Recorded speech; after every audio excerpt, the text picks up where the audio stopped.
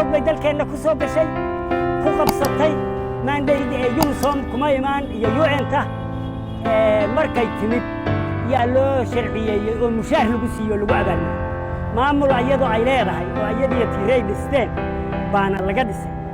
jubbooyinka iyo Gedo siyaasadda Soomaaliya iyo Kenya iyo marxaladda ay marayso xiriirkooda waxaan aad iyo aad ugu taageerayaa boqolkiiba boqol sida ay dawladdu ka yeeshay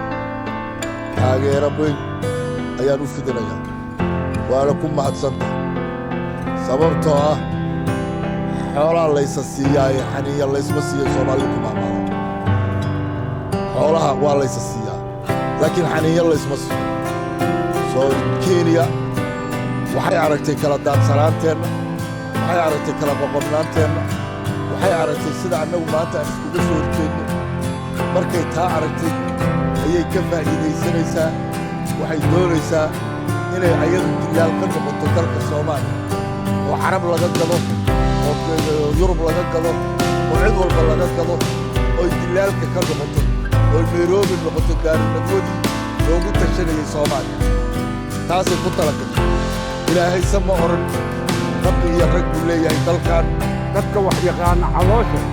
haddii lagu soo dhiibo shacab ma ku qaadi kartaa ma lagu qaadi karo keena waxay nagu noqotay calool shacab ku qabto ma lagu qaban karo dhibkeedii baa nagu batay dalkeediba sanadka ardayda dhigatada dugsiga sare dhexe ee jubbooyinka afkeenyaanay ka baxaan waayo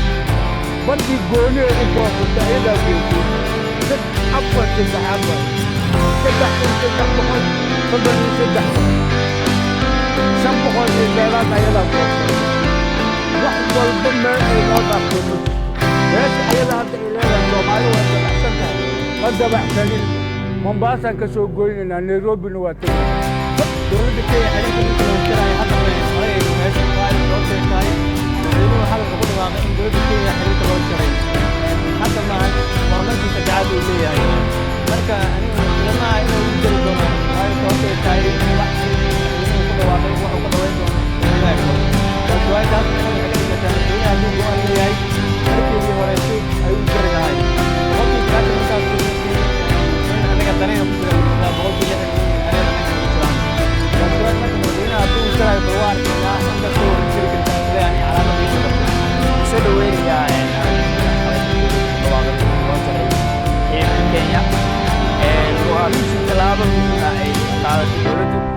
waayo waxaan ognahay tiyarada oo jidda khilaafku Soomaaliya tanaadkii iyo barwaaqadii ay gaartay wax badan waxa Kenya inoo jiray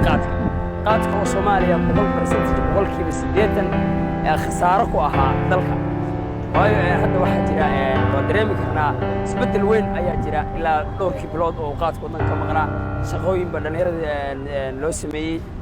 dadkii camallo badan oo waxa weeyaan horay loo arki jirin ayay si qabsadeen marka waa soo dhaweynayaa Kenya xiriirka loo jiro